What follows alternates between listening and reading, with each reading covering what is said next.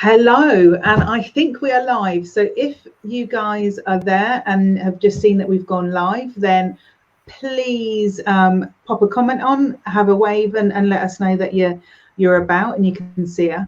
So this evening it is it is an impromptu, not my Friday night live. It is a Sunday night live about a topic that has been coming up a lot over the last sort of like couple of years. It's been building up over the last couple of months, and over the last couple of weeks it's absolutely kind of hit a big spot. So this evening I am joined by the wonderful Nici from Dare to Be, who you will all know, and also the wonderful Naz, who we know through a lovely mutual friend, and I'll let them both introduce themselves.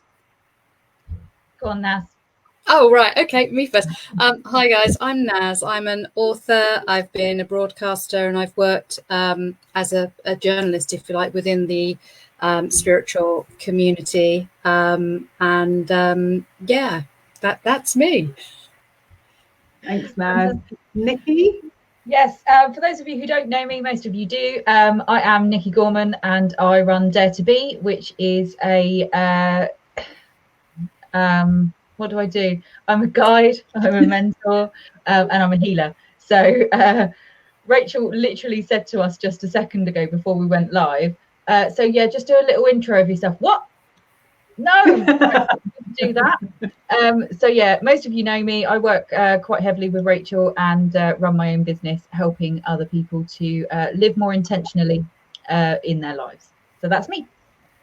Wonderful. Thanks, guys. So love and light, what is it all really? Love and light, what's the truth about the phrase love and light, and all of that jazz? So what we're going to do this evening is we're going to have quite an organic conversation about this, and I think that there's an awful lot. Hey to everyone who's saying hi. Thank you so much, guys, for joining in. As we go along, if you've got any comments to add, any questions to ask, please do that, because this is quite a big topic.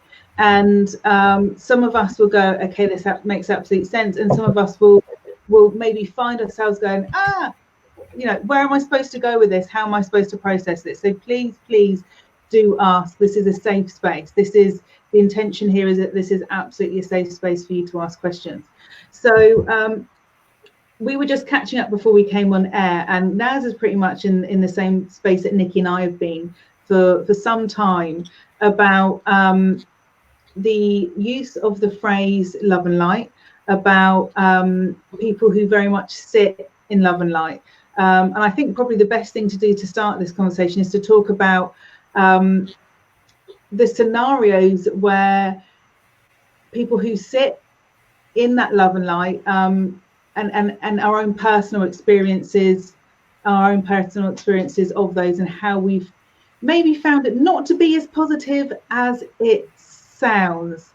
Nici, did you have anything to share when we think about the phrase love and light, or when maybe the people who live in that love and light bubble, has it affected you? Yeah, so when I first kind of moved into the spiritual arena, I thought that saying love and light was one of the most beautiful things that I have ever heard. I'm not gonna lie, it like hit me right in the heart. I was like, oh, somebody sees me. They understand I've had hard times and darkness, and they're praying and wishing that I receive love and I receive light. And very quickly, within a few years, I had a very different opinion of it, and the reason that my opinion of it changed is because of the context in which it was used. So for me, whenever I would quite innocently question a situation, or kind of go, I'm not really, I don't really agree with that, or should we really be doing that element, and those kinds of things, especially while I was being a student as well. That kind of saying, oh, love and light, was kind of used to as a kind of answer to everything.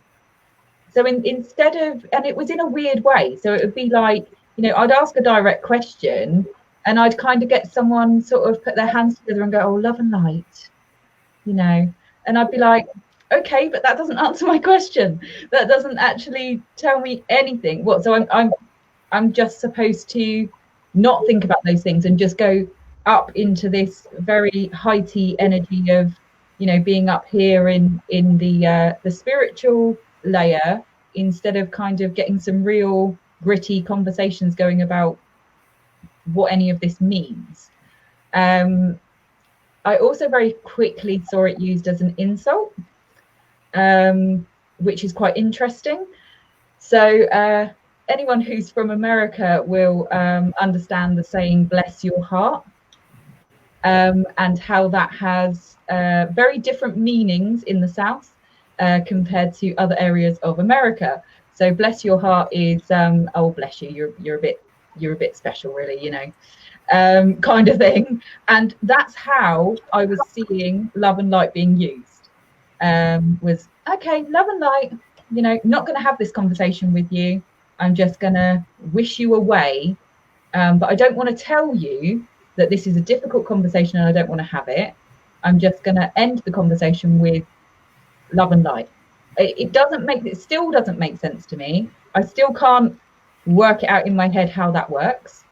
But yeah, I did originally feel it was a really, and I do still feel that in some ways the use of that saying love and light should be a blessing.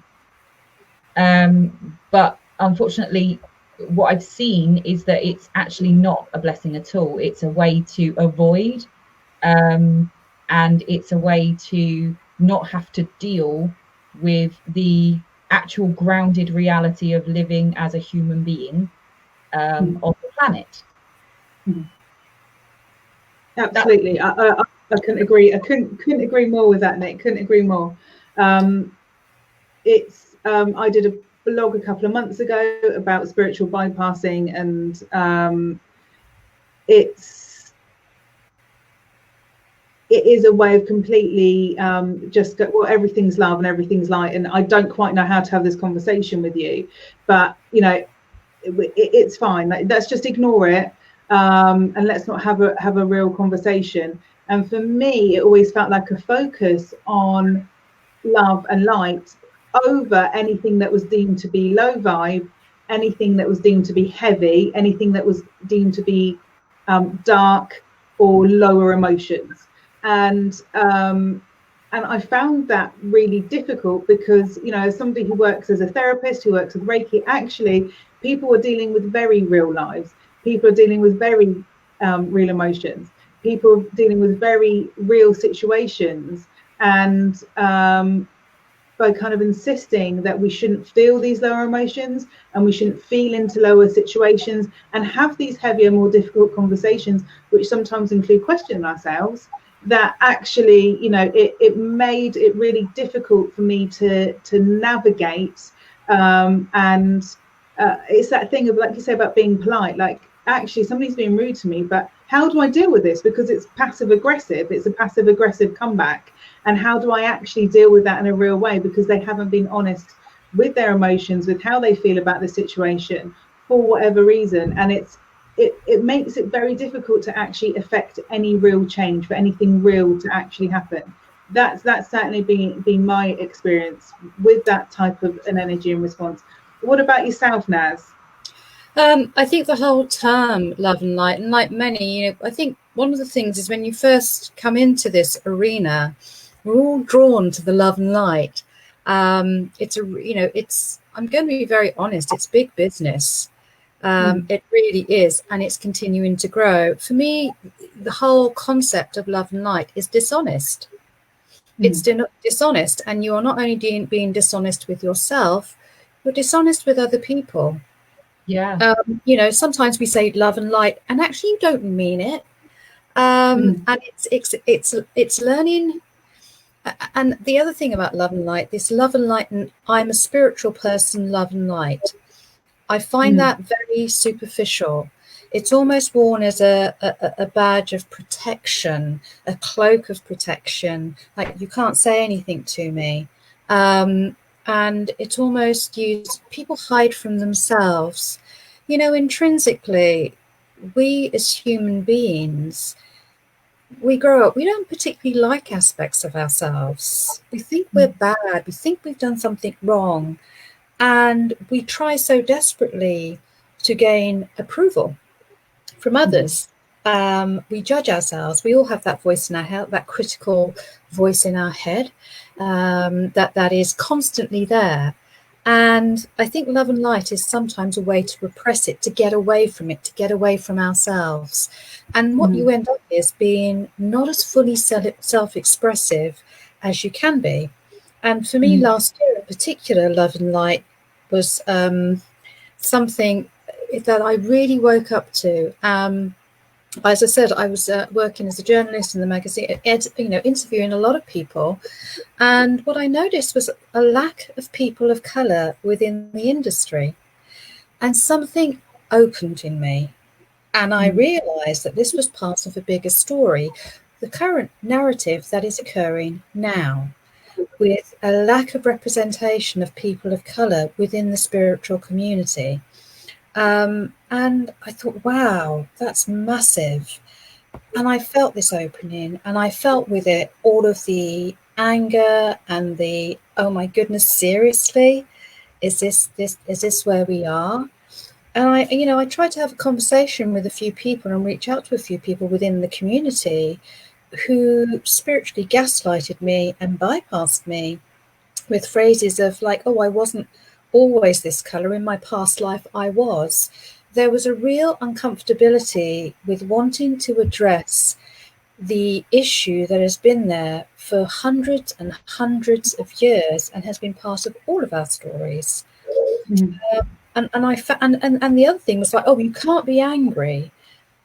So if you can't be angry and you repress your emotions, they stay in you. And they will come out in one way, shape, or form or another. So I was really surprised, and I wrote a blog actually just last week called Black Lives Matter. You can't love and light your way out of this. And I realised what it comes down to is shame. Those feelings of shame, regret, guilt, surprise, horror. People within this community, we're taught to repress all that under love and light. And the spiritual energies, they're changing, they're going to shift the planet. Well, we're part of those energies, if you like. The only way to shift it is through our humanity. And the other thing I want to say about love and light, it closes off compassion and it's judgmental. Yeah. Yeah, it does. It does. It's so true. Yes, it's, oh God, you've said so much. There's so much where I'm just going ping, ping, ping. There is a real issue with, I think, cultural appropriation throughout spirituality, and yet there's a lack of anyone of colour within spirituality. At least within, my field, and certainly something that I did when a lot of this race stuff blew up, as it absolutely needed to, was I turned to the people that I would normally turn to for guidance and advice. And apart from a Blackout Tuesday on a couple of pages, I saw nothing. I saw absolutely nothing. And it really made me question where these people were in terms of their grounding, in terms of their authenticity. And it's, when you talk about lower emotions and being told not, you don't feel these lower emotions, you're quite right, you absolutely do. All you do is bubble them up, you let them out in another way, they're normally projected. Some other empath or energy workers probably going to be on the result of the end of them, because you're going to throw stuff out with such embitterment and such anger that it's just built there. It's just because you're up here deciding not to feel what's down there in your gut. It doesn't mean it's not there. And when you were talking there about, we're the ones that act, as any good healer knows, you know, stuff comes down from spirit, down through the spiritual layer, down through the mental layer, down through the emotional layer, down to the physical layer. It actually has to hit reality. So if we're not grounded, if we're not making changes, if we're not acting, all that stuff that we're doing up here is for nothing. This is just playing. This is just playing, and it's not actually going to make a difference to anyone if we don't actually act on it. And what you were saying about people feeling shame, you're quite right. We're told in the spiritual communities, don't those emotions are bad emotions to feel. You're shamed into not feeling those emotions, and so you end up like you say, bypassing them, saying that they're not there, pretending that they're not there even when they are, and it's just causing us massive issues, which is actually preventing us doing our job. It's actually preventing us doing what we're here to do. It's actually preventing us making the changes that we need to make, because we're so scared of feeling into these emotions that we're not meant to feel.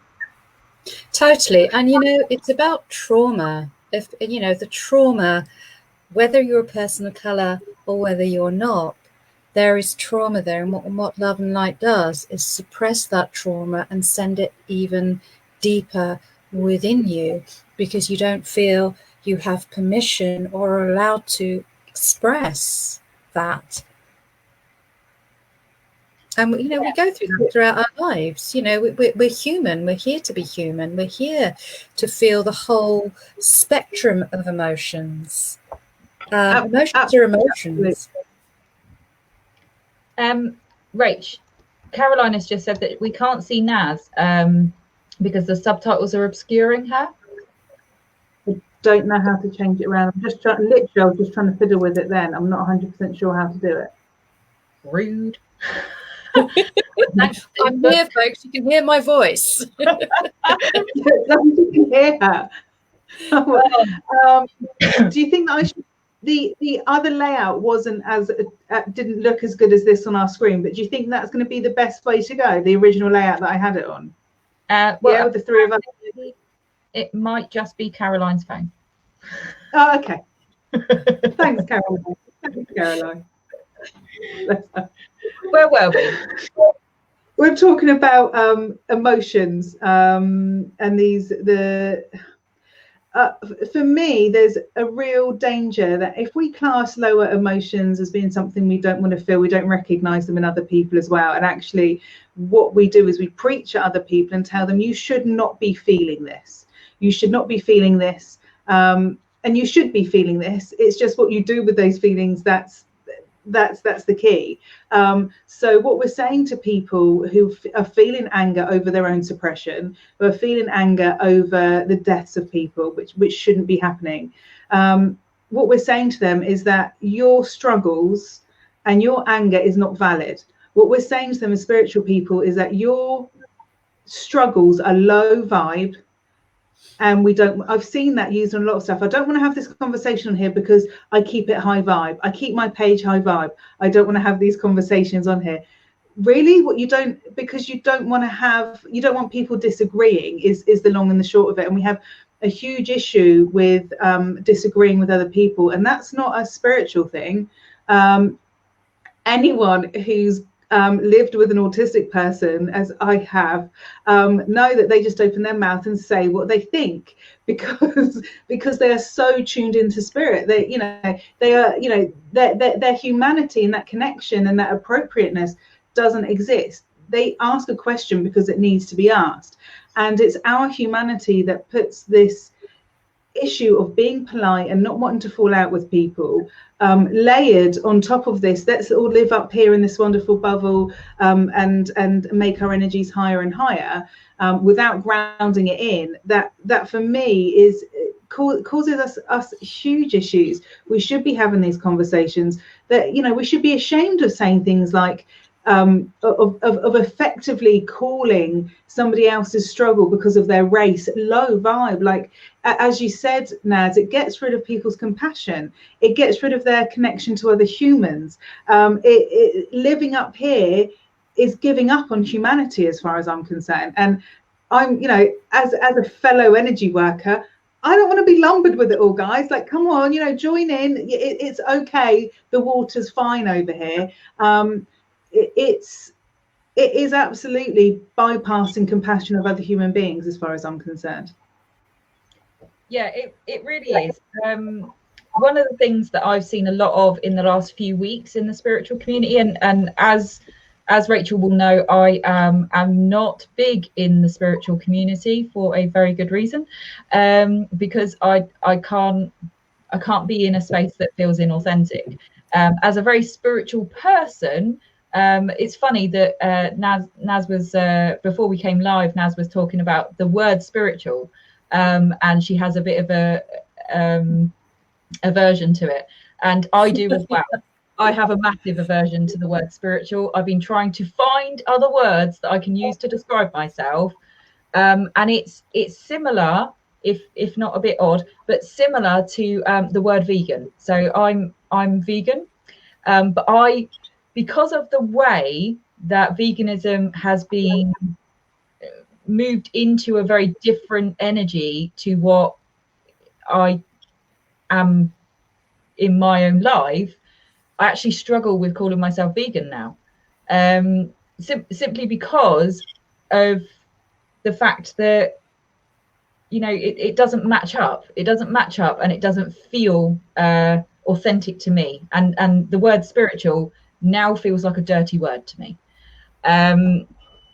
It's one of those things. But what I wanted to say was a lot of the stuff that I keep seeing from kind of coaches, spiritual well-being coaches, and things like that in the Instagram world, is a very love and light kind of energy, but also a huge amount of their rhetoric is about oneness, is about how we are all one. We are, you know, we're all the same color. We all bleed the same.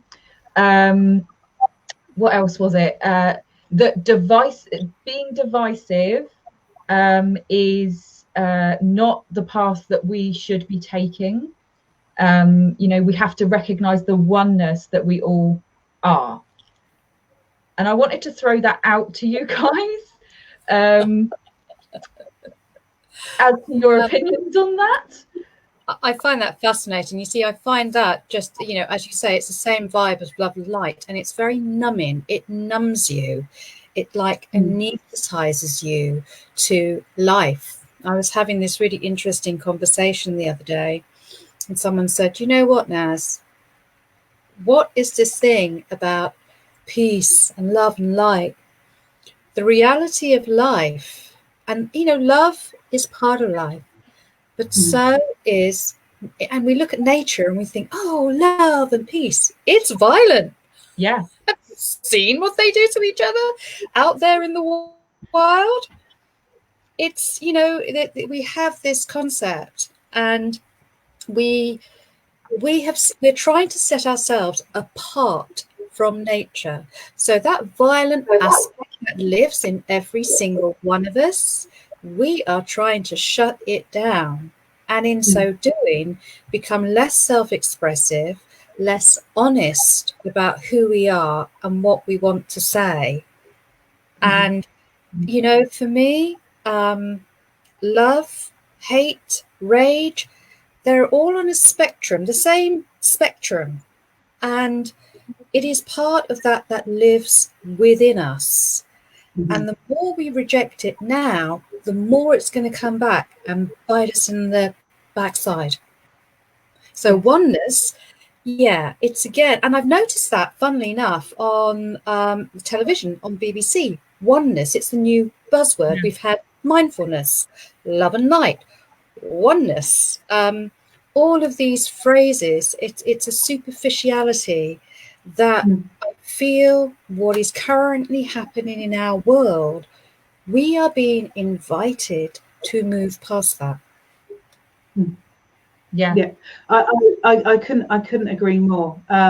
The oneness, I actually had a conversation, I've had quite a few conversations over the last few weeks with people who are running either business groups based on the law of attraction work and this type of stuff, which, you know, is totally my vibe, you would think, and spiritual groups where people are saying, well, I'm praying for peace at the moment. I'm praying for peace. Okay, so what you're saying is that basically that what people are feeling, this anger that they're feeling, you want to suppress that. That's what you're doing. If you're praying for peace, you want to suppress that. What you should instead be praying for is for the balance to be readdressed, for justice to be readdressed in you know, whatever beautiful way you can. If you're basically judging and thinking that these actions, which, as you say, come from this very raw place, you know, people have been pushed and pushed and pushed. And as empaths, what we, and the healers and energy workers, because I'm not using the phrase light workers because I hate it, and I think Elaine may have said the same thing, is that we are supposed to be seeing this hate. We are supposed to be feeling it. We are supposed to be seeing this anger, and we are supposed to be feeling it with them. That's what we're built to do. We're here to help other people process that stuff. We are here to lighten the burden. This is our time. This is the time for us making the changes. This is the time for us doing what we came here to do. You know, everyone who is in the spiritual community feels that they have been called by God, or whatever you call that wonderful energy, that, you know, I've made some contract with my soul and this is it. If you've been waiting for your moment, this is it. And being sat judging other people's actions as not being peaceful and not being in love and light, and hoping for peace is not the same as helping those people be heard. Let's get down to the reality of this. The reality is that these people haven't been heard, and you're not enabling these people to be heard because you're suppressing them with your love and your light. Listen to them, as you were saying earlier. Listen to them, give them the space to speak. Hear them, help spread the message, help spread the word. Look at what's going on within you and looking at how you can help spread that within other people. That's how you do this. You validate their emotion, you validate their pain, you validate their anger, and you validate the pain and anger of their ancestors too. You know, this isn't something that's happened to one generation. This is generation upon generation upon generations worth of anger. And, you know, as far as I'm concerned, you know, there's people calling out from their graves to be heard, for this to stop. You know, they want this to, they want change, and we are supposed to help them facilitate that change. And if we don't get that, we've missed the point of our humanity. And there's going to be some really disappointed people when they pass over who go, oh, that was my time to act? What then? Oh, okay. Oh no, can I do that again? You know, can I go back round again? You know, this is the reality, that this is breaking point. This is the crux. This is where you step into that healer, where you step into that empath, and you reach out a hand and you say, I can hear you. How do I make this better for you? How do I help you? Yeah, I mean, I think that's you know, it's really interesting about hearing and stepping back. I also feel, and this is the conversation that I had with a white friend of mine, that the healing isn't just for people of colour to be heard. Mm. It's also for white people to heal themselves, because the reason that a lot of my white friends did not want to hear what I had to share was because they didn't want to feel the shame. They may not have acted in this way, but if we're talking ancestry, it goes back. It is in our human story. So the power is in the ability to hear each other, not to judge, not to compare, not to agree or disagree, but to act as a witness. And as I said to you when we were off air, I've had a lot of people reach out to me from the US, a lot of white folk reach out to me from the US, asking me, well, what's going on? I'd really like to talk to you about race. And for me, my answer is this: do you have the ability to hear and just hold space and hear what somebody of colour has to say to you and share their experience, and how they experience the world? And on the other hand, allowing that will then open up a conversation, because they can hear you and hear you express your pain, your shame, your I don't want to be affiliated with this, you know, And it's a healing of a subject that has been going on for about 4,000 years. Yeah. It's not new. It's been in our human story for thousands and thousands of years. And unless we can hear, and here's the thing, hearing, simply hearing, is the power of the healer within you. And we all are healers. Sorry, that was a bit absolutely. That's some power. No, I was absorbing that. Absorbing that. I was absorbing that. Nici, can we just shut up and just let Naz talk? just absorb Naz. No, and I think, I just feel that we are at a tipping point, and, it's awakening the healer within every single one of us. Whatever your profession, whether you are an empath or energy worker, or you've just moved into this area of spirituality, whatever it is you do, it's awakening the healer within you. And that comes from hearing. Yeah. Yeah. It's interesting. Something I say to people a lot is, we are all natural healers, and people think that they need to train, they need to learn how to lay on hands and all of this stuff. And it's not, it's absolutely in them, and they've been doing it their whole life. They've been, I always give the example of, somebody at the bus stop, or, in the ladies' loos when you're out and you come across somebody crying. We've all got that ability to help each other. And I absolutely, that, the vision that I had as you were speaking of two people reaching out to each other, and one holding space and hearing their upset, their pain, their anger, validating all of that, and being able to say themselves, I'm sorry that this has happened. I'm sorry, that I feel the shame that I do as a white person to be associated with,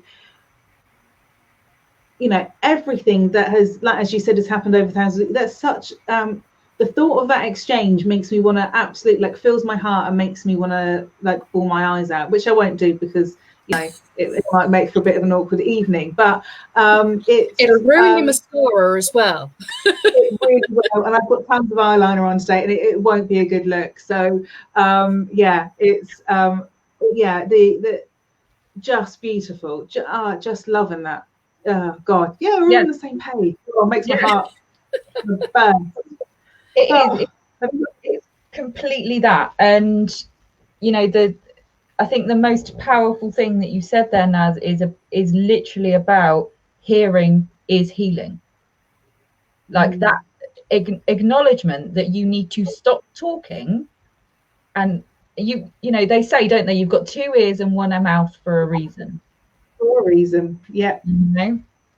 And being able to, there's also a difference, isn't there, between listening to someone and hearing them. I think we've all been trained to listen to respond. Yes. Yeah. And I don't know about you, but sometimes I'm scared about what I'm about to hear.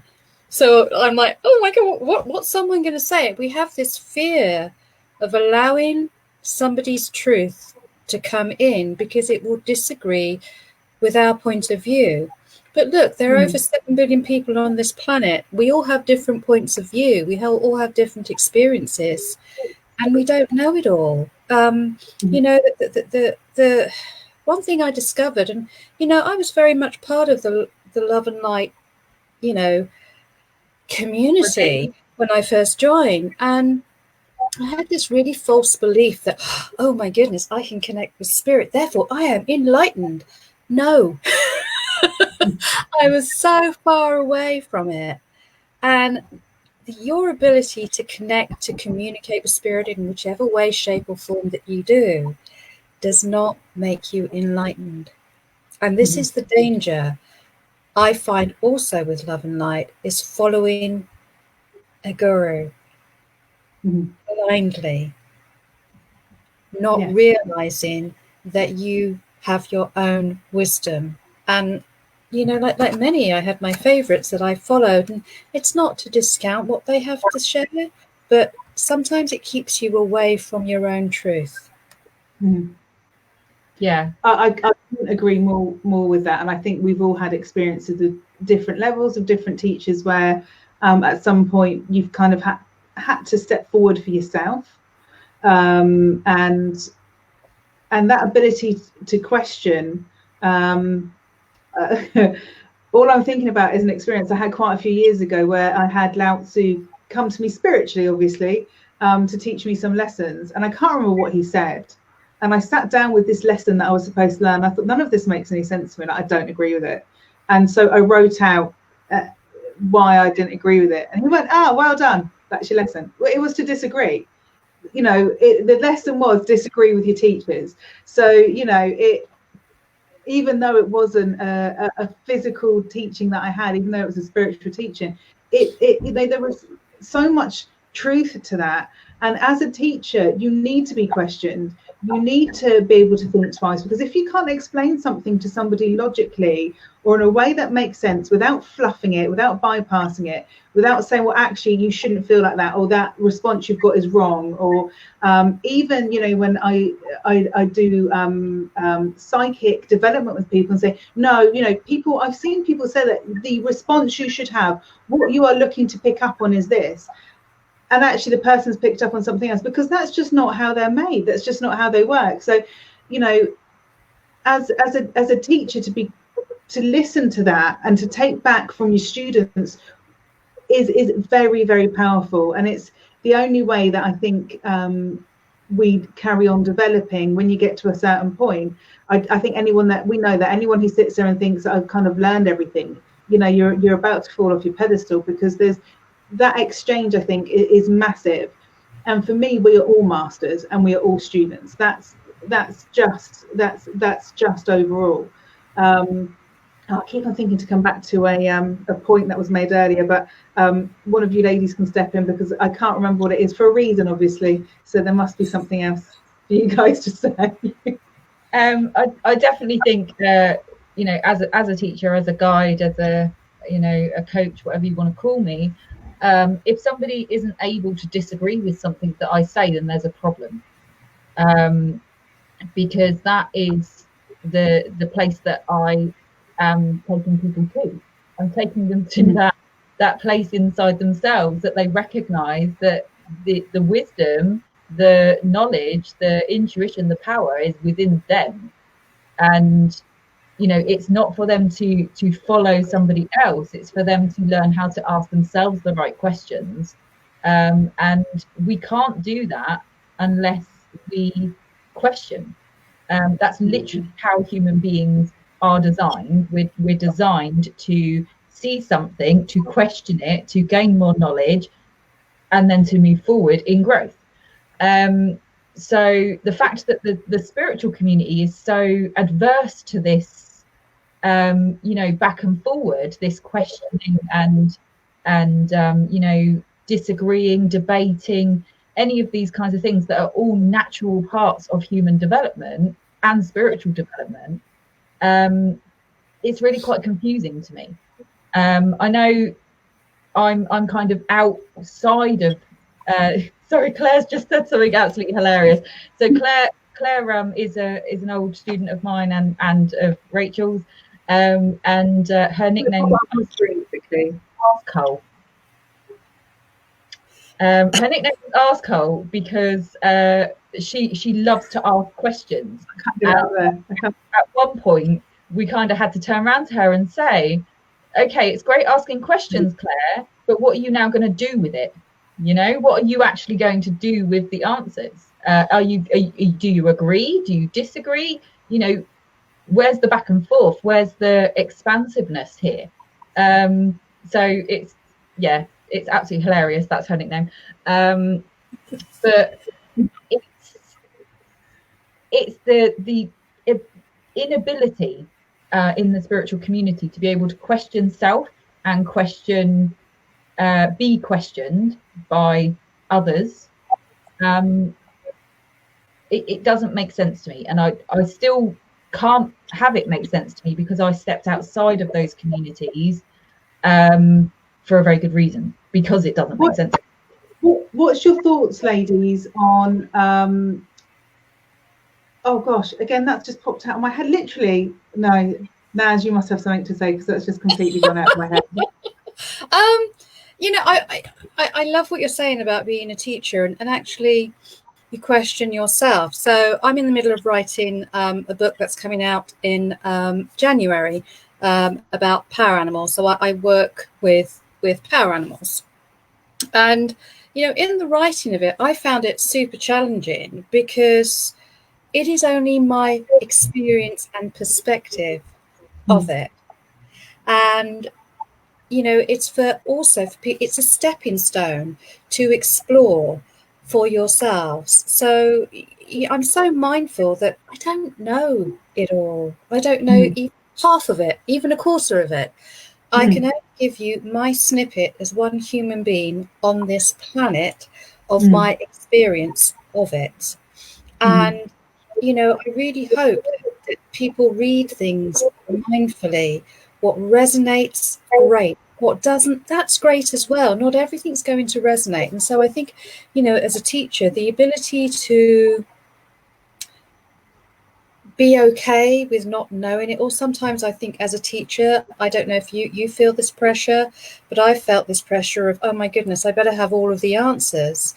And I wonder perhaps if people within the love and light community might feel that sense of pressure, and so you present yourself in a certain way because you feel I've got to look confident and know what I'm doing, and you know, I can't show my vulnerability, I can't get it wrong.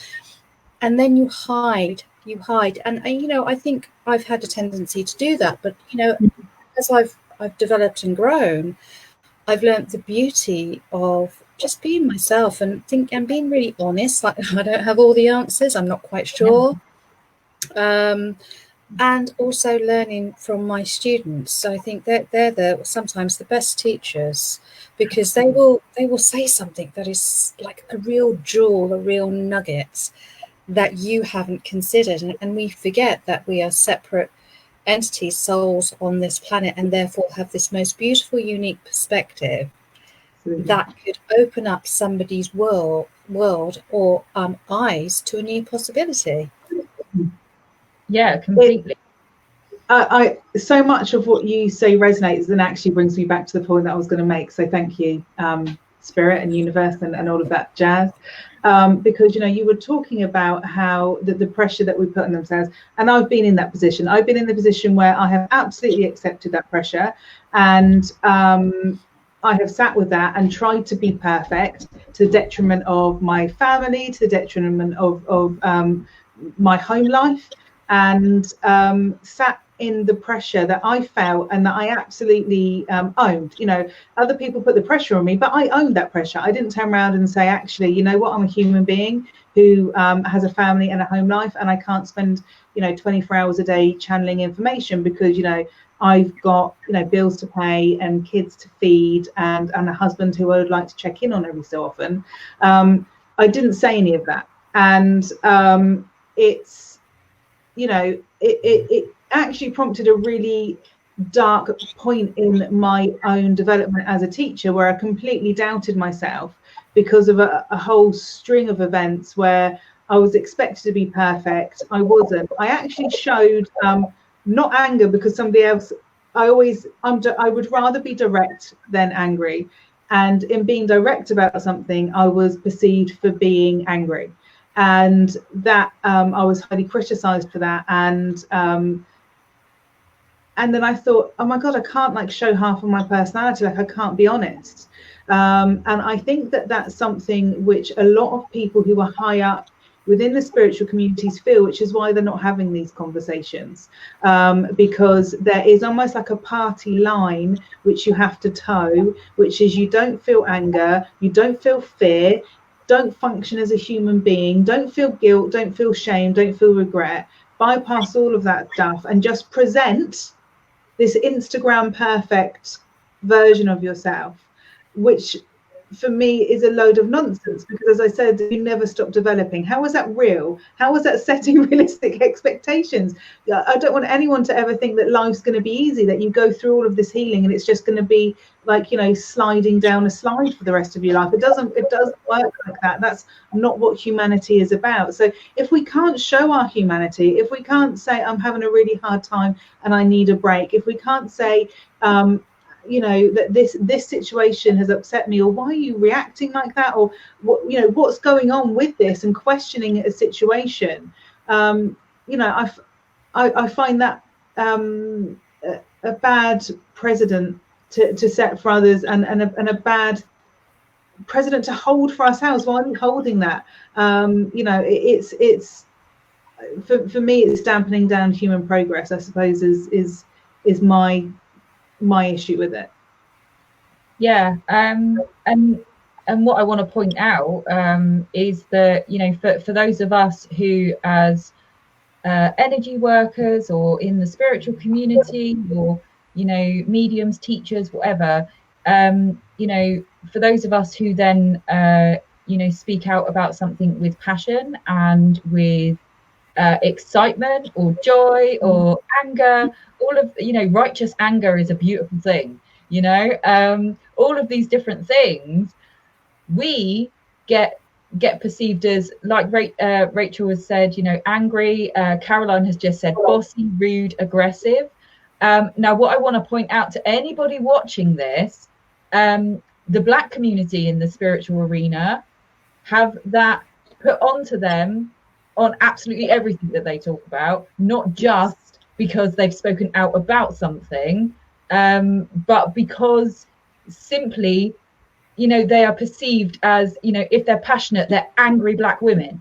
If they're upset about something, they're, you know, what's it called when, you know, you do the neck wobble and things, you know? Yeah. Automatically. So, you know, if we think we've got it bad being called bossy because I've said, you know, Black Lives Matter as a white woman, and somebody has said to me, you know, oh, you know, all lives matter, why are you being a dick, or whatever, you know, if I think that's bad and hurts my feelings, you know, it's even worse for the Black community. And obviously I'm speaking as a white person, I'm speaking from the conversations I have had with Black people, but, you know, I'm getting passionate, you can tell. My hands are going. She's getting off on the soapbox. Good.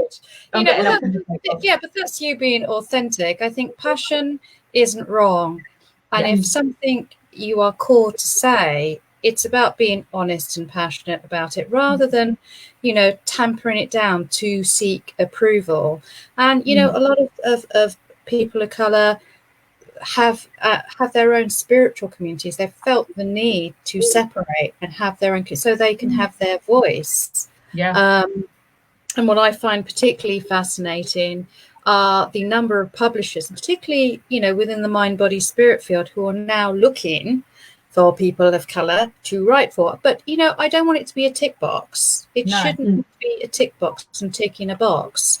You know, you will discover a unique experience, and you know, it's so true what you say about being the angry, you know, Black woman, person of color. I mean, that's always been my fear, and it was so interesting as I started talking about this last year.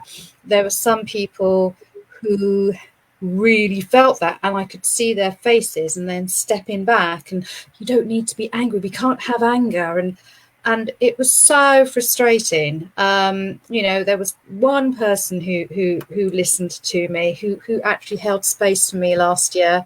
So, you know, I got to, by the way, thanks, Caroline.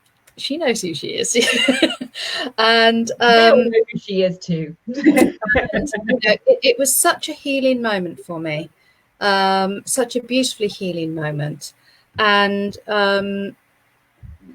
also this year, when I started to talk about it in the last few weeks, to be heard, to not be suppressed, to not have my passion, my anger, my you know, feelings suppressed. And it's really important that we allow people to speak out. And but again, it's also about, I always come back to listening, because that's the most powerful thing.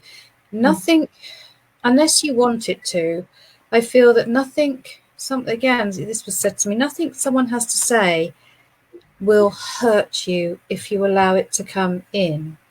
It may stir up some feelings, but if you allow it to come in and hear it, you will be so amazed by the transformation that will shift everything. And, you know, I just don't feel that sometimes in this, you know, when you go to the big mind body spirit fairs, and they're so eager to talk about cosmic energies and this energy and that energy and this healing modality and that healing modality, they don't see you. They don't hear you. It's more about, what can I sell to you? Yes. Yeah. Yeah. And I get it. I know you know, when you go into these places, it's great to promote your work. Of course it is. But really look and hear about who is in front of you. Can you see who you're communicating with? And that's the thing, isn't it? It's so interesting that we all think, right, we've got to communicate and shift and really hear spirit. There's a willingness to hear spirit. Yeah. There isn't a willingness to hear each other. Yeah. I've got a theory on that. Oh, go on. We're very, very willing to hear spirit, because essentially spirit can't talk back in our face.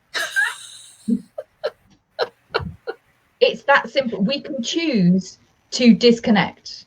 We can choose to hear what spirit has to say, and if we don't like it, shut down and just walk, you know. But when somebody else is speaking to us, and it's, I know people don't like the word confrontation, but anything where you are two people or a group of people talking about a difficult subject, there will be confronting. That's what that is. It's not a bad word, and it's not a bad thing to feel either. But we are so adverse to confrontation that, you know, it's very easy for us to work really hard to hear spirit and sit in the quiet and really concentrate on just hearing, instead of, you know, being in our own heads and waiting to, you know, when was the last time any medium listened to something spirit had to say and waited to reply? You know, as a medium, I've never done that. I've never waited for, other than with my dad, because he's mouthy. But, you know, we don't listen to reply when we're listening to spirit, because it's almost as if they are from a higher space that is much more wise than us. So maybe we could recognize the spirit within each and every single person on this planet, and well done, Lane. You know, recognize that, you know, absolutely beautiful, wise and outstanding spirit inside each person, and hold that to the same reverie as we do when we are talking to spirit. Just wanted to put that comment up there about yoga. For me, is the cultural appropriation around yoga is a bit of an issue for me. So I'm really glad that Zach's kind of made that point. Huge. Yeah, totally. What you were saying about Naz, about making those real connections and listening to people, that's what you do. That's how you make real connections. That's how you actually change people's lives. Talking at somebody about a whole load of stuff that you've channeled in, even though it's beautiful, and don't get me wrong, I love doing a bit of that. You know, I love talking about all of the latest stuff that I've had channeled into me. Unless you're able to also have those conversations and really listen to people and really make the connections, you're not actually changing anyone's life. And Nici and I say this all the time. The whole point of this is change. The whole point of this is to break down all of the restrictive stuff that's in ourselves and in society that is really preventing us from going forward. And that, you know, it's, for me, it's a massive sense of not being grounded into reality. That for me, it's this thing again about just playing with it and not actually bringing it into reality and realizing that actually we need to do something with all of this energy that we're channeling. We need to do something with all of this information that we're receiving. And that means actually connecting into people and talking to people and doing even what we're doing here. Like, we couldn't even physically be together at the moment, but you know, the fact that we're having this interaction and we're having this talk and we're connecting in this way is, you know, it's amazing. It's beautiful, and it's proper, real, grounded connection. It's spirit in action. You know, this is spirit in manifest. You know, this isn't, you know, when I think about spirit and manifest, I just think about my Catholic upbringing and how Jesus was supposed to be physically manifest in the bread that the priest gave me, which never made any sense to me. But this is it. That stuff that people go to church and look for, it isn't in the bread. It's in here. It's in these interactions. It's in the reality where actually you can change somebody's life, and you can change your own life through having those real connections. I think it's really interesting what you share. I have a slight caveat to change. And part of that is we fight ourselves every single day, because I feel that in many ways we may not feel that we're good enough. And it's, for me, it's less about change and it's more about illumination and awareness. Yes. Because that change, there's nothing wrong or bad with us. We don't have to get any better, any bigger, any more wiser. And I think that's where, for me, I used to think that I had to get better, wiser, better at spiritually connecting, getting more spirituals, be all spiritually aligned, and that would bring me enlightenment and illumination. And what I've discovered is I'm perfect just the way that I am. There's nothing to change. There's nothing to shift. There's nothing to change. And people are their own healers. I know that sounds strange. As healers, we may activate, we may offer a possibility, offer an energy if it's appropriate. And if people are open, they will embrace it and they will accept it. And that's the same with listening, that's the same with hands-on, with Reiki, with whatever modality you work with. There is nothing to shift or change, just a realization that you, just as you are, in any moment, are a perfect being. And I find that hardest thing to accept sometimes, because I have this program. I think we all have this program where there's something wrong with us. We're not slim enough. We aren't clever enough. We aren't talented enough. Pick whatever you want. And I feel the lesson of illusion that I fell into with regards to spirituality and enlightenment was that I had to work to be this perfect being. And what is becoming clear and apparent to me is that even though I don't always feel it, the reality is we are perfect in each and every moment, however we are being. And it's in the acceptance of ourselves, of our humanity, when perhaps we are at our most upset, that the compassion of acceptance is such a beautiful gift. It is, it's that recognition. I'm not going to say oneness. It's the recognition of the wholeness within you that already exists, that you already are, as opposed to feeling like you need to collect parts to make yourself whole, or to bring lost parts of yourself back again. You already are whole. You already are perfect as you are, as a perfectly imperfect human being having an experience. And that's really hard to sell, by the way. It is. There goes I'm not buying her book. Don't buy anything from me because I'm just going to tell you you're perfect as you are. And genuinely as somebody who, you know, works with people to try and get them to an understanding that, number one, like, they come to me for healing, and the first thing they need to understand is I am not healing them. They are healing themselves.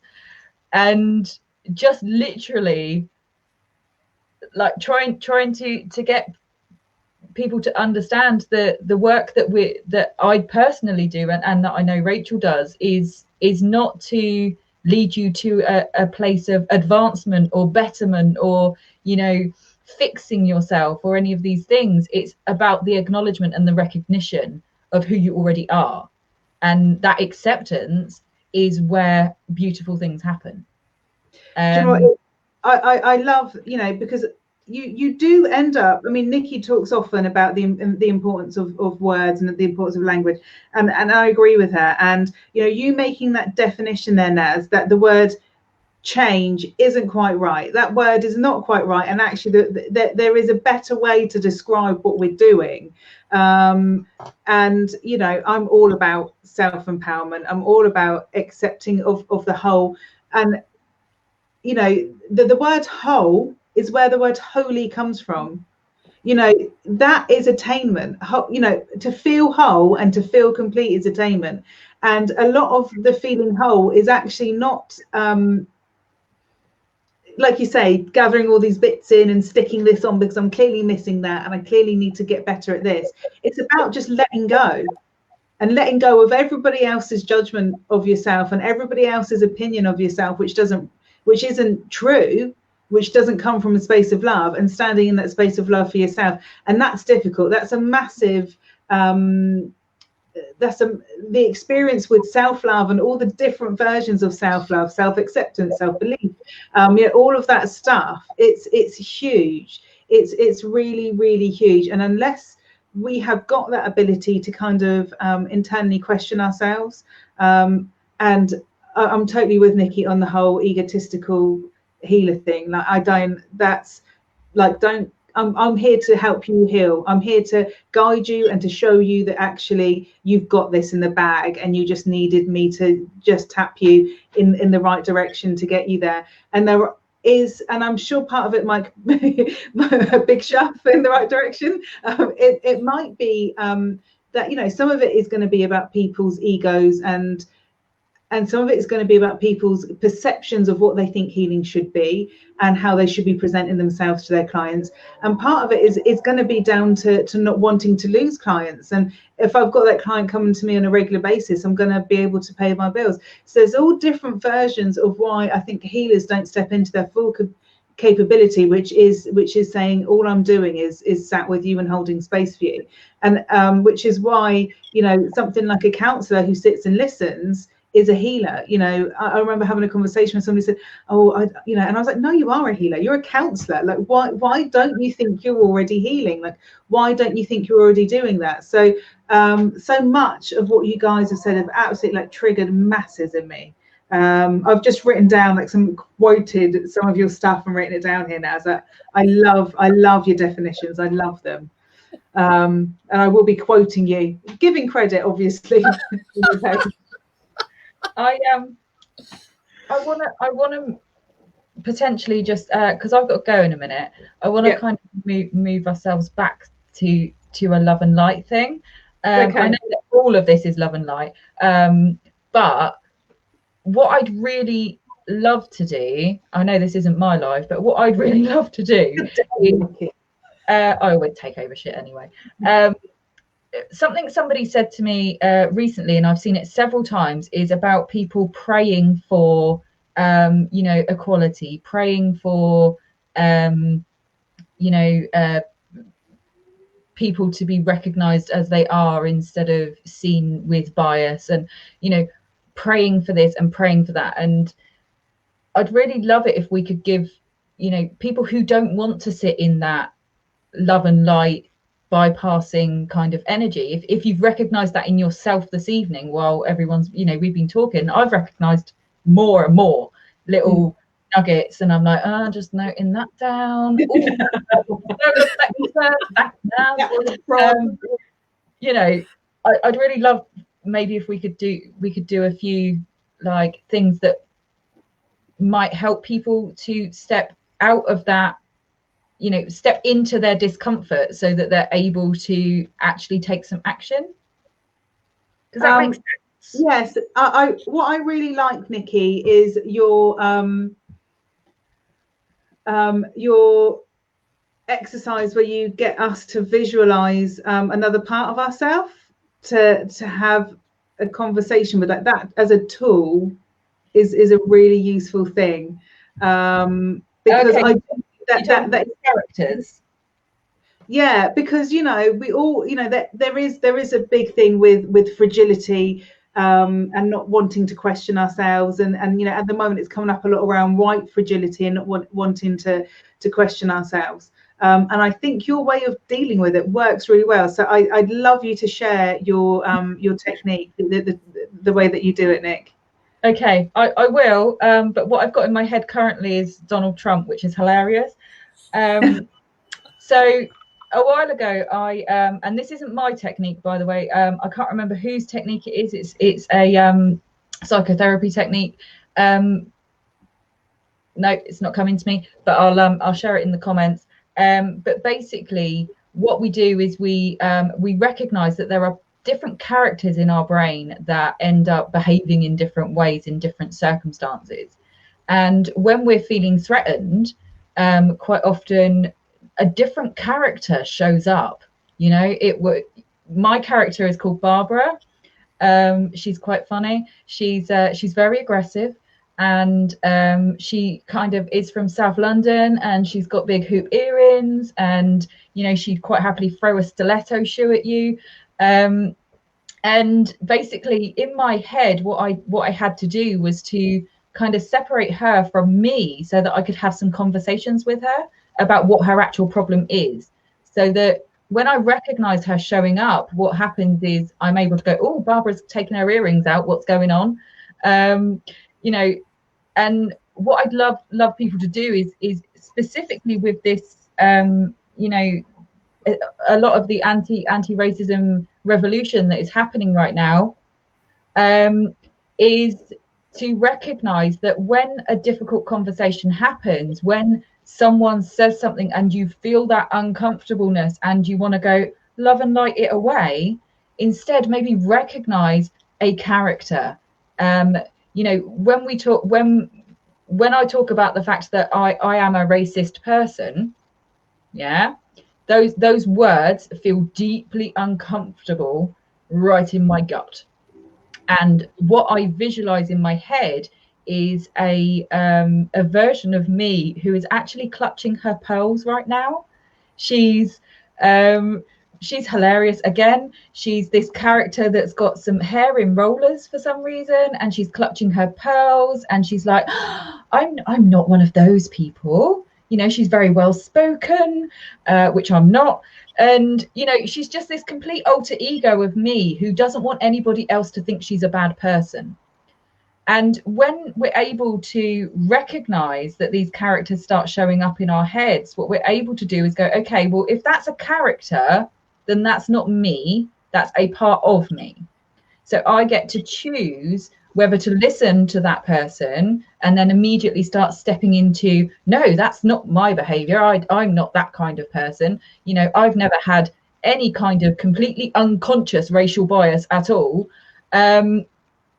So, you know, you're able to start to recognize that that person is the person who shows up when we're getting some fragility, when we're getting some, you know, that word white supremacy or, you know, white privilege shows up and you kind of, I don't like it. So I'd love people to kind of, next time you're feeling that discomfort, maybe just take a moment to take a breath and just kind of go, who's showing up right now? Who is it that's showing up right now? And just allow yourself to give that character a name. Tell yourself what they look like. The more you can involve your senses and the more you can involve your logical brain in this exercise, the better you get at being able to recognize that character when it shows up. So what's their name? what do they do for a living? What do they dress like? Do they have any particular sayings or phrases that you hear them say within your mind? Yeah, you already use this technique. Yes, Claire. And just start to recognize and start to build that character. A client of mine actually drew one of her characters, and I can't remember what she called him, but it was a male character in her brain. And she drew a picture of him and she put it on her wall. And then when she was doing stuff and she started to feel, a yucky energy inside her, she'd glance up and she'd go, "Oh, it's you," and she'd start to have a conversation with herself. And you don't have to have it out loud. I do sometimes because it's fun. And it makes people leave me alone as well. But, you can have that conversation in your own mind with that character. So you can say, why are you feeling upset about this right now? What's going on? And, as we're talking about, healing is healing, being able to hear your own characters in your own brain, and stop pretending that they don't exist, because everybody in the world has different characters in their brain. Being able to just start to have that dialogue, have that recognition of actually this is a part of me that feels uncomfortable. So let's have a conversation about that. Let's see how they can become more comfortable.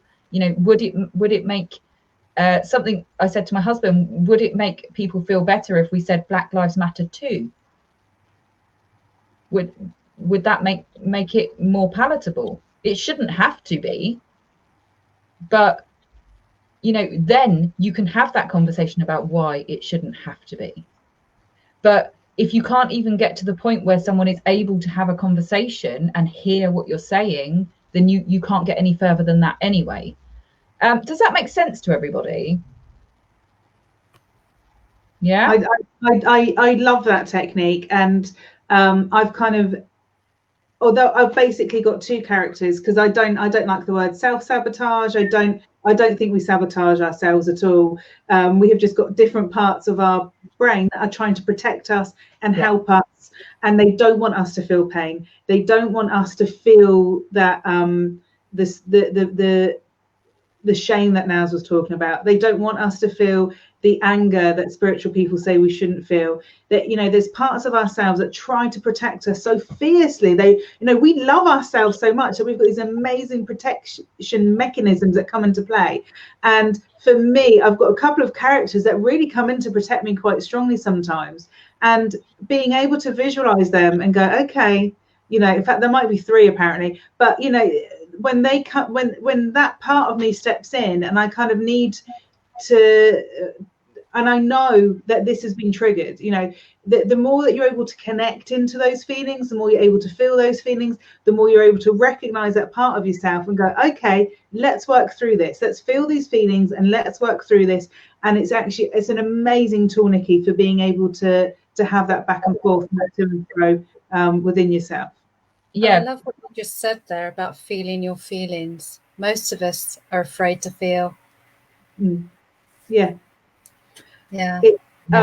It's an issue, and I was brought up in a family where you felt feelings, and sometimes you might shout and sometimes you might laugh, but there was always an outpouring of feelings. And but then my mum was a dominant character in our house. My mum was Irish, so it's, for me, this stuff comes easier. But I absolutely understand that for most people in this country, because I've been raised in this country, I am British, I am English, that's a major struggle. It's so difficult for so many reasons. Absolutely.